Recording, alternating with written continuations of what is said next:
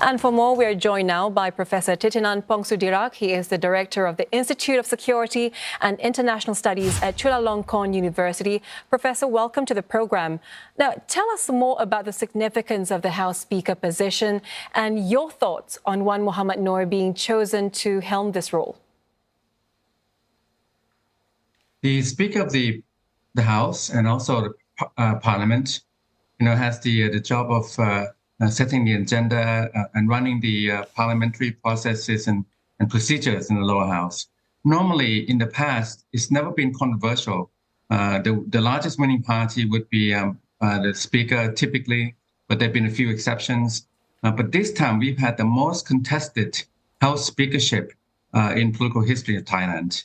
Because not only the agenda matters, but I think the key here is that the reforms that are being proposed by the Move Forward Party, the largest winning party this time, are very far-reaching and considered a bit controversial here of the military, the monarchy, the entire way that Thailand works based on these old institutions that run the country. So I think the Move Forward Party wanted to be the speaker, but did not get it. And eventually went to a compromise candidate, Mr. Wan Noor. He's not from either the Move Forward or Pita Thai, but he has the authority now, the prerogative to nominate the name of the Prime Minister and also to run the affairs of Parliament. So that's why it's so controversial, because of the reforms of the key institutions in Thailand. So the compromised candidate, Wan Noor, the 79-year-old, he is no stranger to politics. He earlier served as House Speaker and used to be Deputy Interior Minister, Transport Minister, Agriculture Minister in previous governments. How do you think he is going to perform under this coalition government, and possibly what kind of impact will he have on policies in Thailand? He is respected. He is seen as kind of a compromise candidate, a veteran politician in his twilight of his political career now. So a lot of reputation of his is at stake. So people kind of trust him. I think he has a wide acceptance in Thailand, in political circles, but even in broader society. But he'll come under a lot of pressure because of two things. The next move will be to select the Prime Minister in Parliament. And there's a lot of maneuvers. We have a lot of machinations, a lot of drama about the largest winning party is being marginalized. So the Move Forward Party is the largest winning. It has 151 out of 500 MPs, but now it has not been able to win or to earn to become House Speaker, Speaker of the Parliament, because that sets the agenda. And Move Forward feels that this reform agenda needs to be introduced, broached in Parliament. In the past, it never saw the light of day. Move Forward now has missed the speakership. The next move will be the Prime Minister. And they have a candidate. I think Pita Limjaroenrat, the Move Forward leader, will be likely nominated and then be voted on, but unlikely to get enough Senate votes. The Senate was appointed by the military. So then they might lose the PMship, the premiership. And then the third move, I think, will be whether the Move Forward Party will be relegated to the opposition and excluded from the coalition government altogether. So that seems to be the game plan for the opponents of Move Forward, the opponents who do not want to see the reform agenda of Move Forward be implemented or even discussed and debated in Parliament. Yeah, there's been a lot of drama over the past 2 months, as you said, since the elections. So speaking of the Prime Minister vote that could happen as early as next week, how do you think the process is going to pan out between the MPs and senators? What is expected from now till then, particularly with Mr. Wan Noor as House Speaker? In most countries, when you have the situations, we've had almost 2 months now since the election. We should have had a government by now. And the largest winning party, the Move Forward Party, should have been leading the coalition government with Pita as Prime Minister. But because of tricky business in Thai politics that we've seen over the last 2 decades, that has not been the case. There's been some foot dragging. There's been some trickery, some negotiations behind the scenes, and some involvement of the powers that be, and power plays in Thai politics really determine the political outcomes. So I would not be surprised that now that Move Forward has been denied the speakership, they will be denied the premiership, and then likely, possibly, they will be denied a role in the coalition government. Mr. One Nor, the speaker, will have a lot on his plate because he has to be impartial and he has to act and run the show in the spirit of democratic system, democratic rule. But there are a lot of forces and saboteurs at work now trying to prevent to move forward from being included in the coalition government because they're afraid of the move forward reform agenda. Focusing on Mr. Pita, Professor, he is facing potential disqualification as an MP for holding shares in a media company. How much is this complaint going to affect his bid for the premier role? It's going to be something or another that's going to derail him. He faces all kinds of roadblocks. And the way it works is that, we've seen this over the last 2 decades. We had a sitting prime minister who was disqualified for hosting a cooking show. We've had party dissolutions and disqualifications of top leaders, party leaders, and so on. We've seen it the last 2 decades. So Pita is the next one, basically.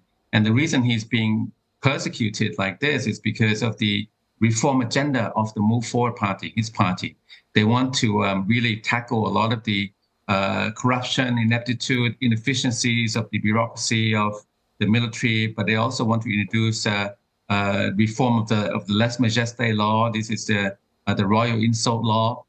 So it's very far-reaching, very deep, and right now I think that the forces stacked against the establishment forces stacked against Move Forward and Pita are very powerful, and they're being reasserted, resurgent.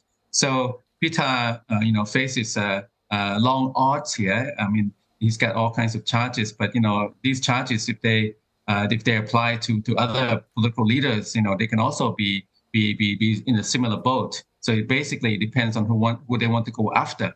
And this time it's Pita at this moment. So he is, in a lot of trouble. And the attempt, I think the plan is to prevent him from becoming prime minister in order to prevent the Move Forward agenda to be implemented. And when the prime minister has been chosen, when that happens, what do you think should be at the top of the agenda for the new government?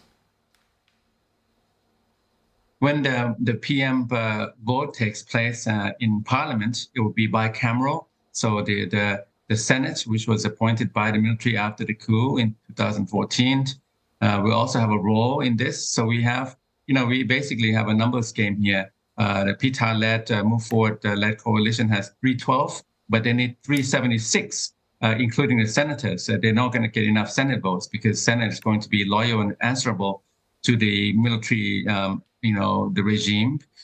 So I think that Pita his name might come up once or twice.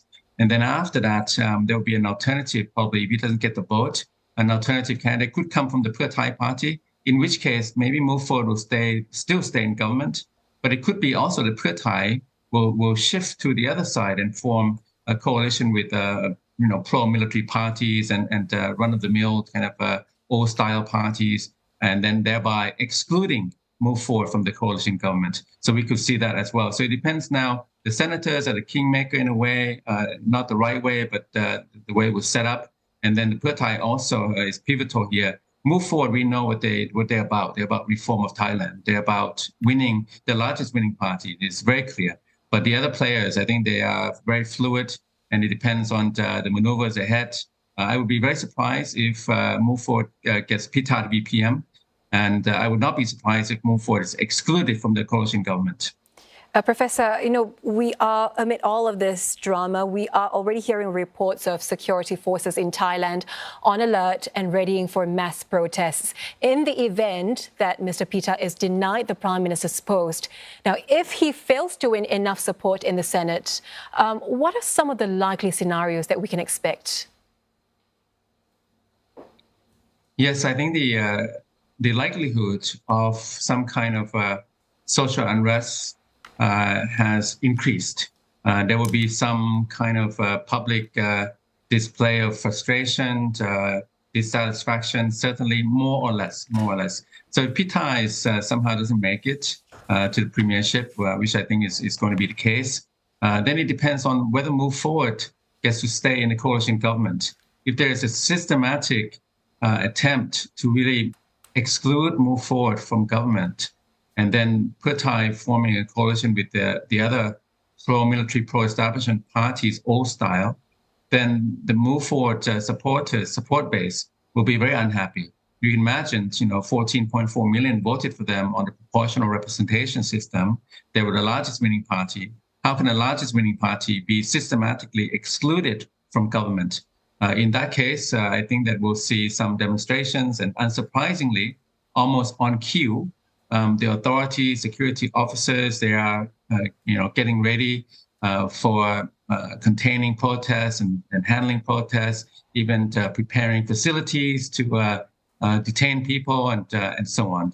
So I think that there will be a lot of tension ahead and some confrontation if there's perceived to be systematic fraud and subversion of the people's will based on the election on the 14th of May.